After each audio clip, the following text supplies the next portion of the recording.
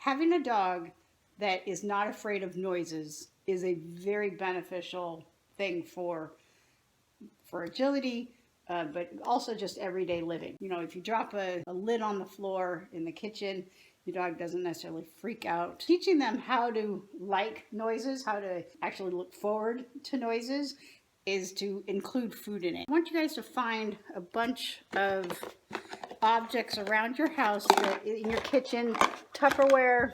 You can even use old yogurt cups, old cottage cheese containers, anything that is plastic that's not going to scare your dogs in the beginning.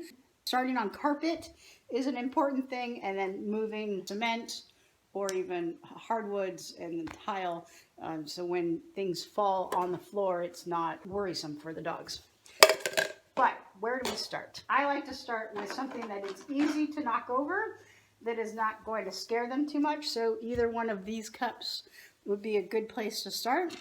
And what we're going to do is we're going to take a cookie, we're going to put it in the cup, we're going to show them, we can put it on the floor, show them, and then cover it up, and then give them permission to move the cup.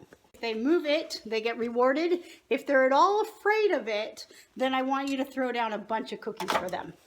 So I'm going to put a couple of cookies underneath. There they are. And tell him, okay, give him permission to smack it. If I need to throw in another cookie, I throw in another cookie. Once they're doing that really well, then add in, so this is the shell game, is teaching them how to find a cookie under one of the cups. And in the beginning, I would show them exactly where the cookie is and let them go and get it. Okay, so he goes straight to that one. And then as he gets better, it gets shifted around and he has to figure out which cup it's in. But even just this sound as I'm moving them is, back it up, is a good thing for them. And if at any point he's worried about it, I'm going to throw him a cookie for handling it. Okay, so then he has to move the cookies out. And some dogs use their paws, some dogs use, did you find it? Their noses. Oh, he didn't find it. I helped him. So let's do that again. All right, back it up. Okay, good boy. All right, so that's the beginning of the shell game. Then we can go to making it a little bit harder. So we can put a cup on top to make it a little harder. Okay, good boy. So it fell on his face. He's not worried about that. Okay, good boy. So just having that sound of cups come down over his head is not worrying him at all. At this point, I can implore my clicker for just going and knocking things over. Yes, good boy. So he hits it with his foot. I'm going to reward him for it. I'm going to give him a cue to do it this time. So in the beginning, I wouldn't give him a cue. I would just wait for them to go and explore and somehow knock it over. Demo dog. Yes, good boy. Demo dog. Yes, good boy. Super. I can add items in. Demo dog. Good. Change the pattern around. Demo dog. Good boy. Demo dog. Demo dog. Yeah. Demo dog. Yes. Jinx's wall of terror. Can he demolish it? Demo dog. Good. Once your dog is doing big plastic skyscrapers, then you can move to metal. So the first thing I like to do is to make sure that they are comfortable with metal objects and moving them around. So when he was a puppy, I fed him in metal containers. He was fed in everything from pots and pan lids to muffin tins, anything and everything that was different and sounded different on our kitchen floor. So take a few metal items and just scatter a bunch of cookies throughout them and let them investigate and move around the items as they feel comfortable with, allowing them to find cookies. Anyway, there's some cookies under the measuring cup. So just allowing them to hit the items at their pace. Then, once they're comfortable with that, if at any point you see fear please stop, because this is something that we can freak them out with, and we don't want to freak them out with metal.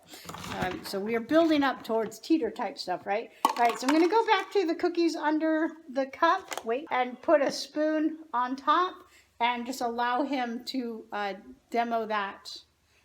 Okay, demo. Good boy, and allow the spoon to fall on him. I'm going to add in a metal pan. Demo dog. Good boy. Super. Super.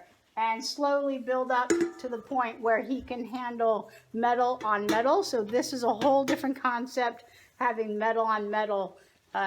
Throw some, throw some plastic things back in there. Demo dog. Demo dog. Yes, good boy. Demo dog. Demo dog. Demo dog. Yes, demo dog. Good boy. Demo dog. Demo dog. Yes, good boy. Super. All right, so that is going metal on carpet. You can hear how loud it is. And then we want to go to one piece of metal on hardwood or tile or cement, whatever you've got. Always go at your dog's skill level and their fear level. If at any point you see them getting afraid and not willing to knock something over, then you need to stop. Go back to plastic, build up some history. And this is something that I would not try and progress very quickly on.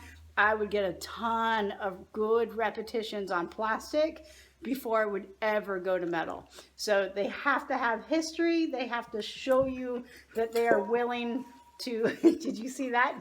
That they're willing to tip things over with metal before you go to stack it. So be careful. This is not something I want you to go fast on. Definitely don't want fearful dogs and them being worried about metal or any sorts of sounds that cause them to go running. So be careful, but have fun. Good boy. Say goodbye. Woof, woof, yes.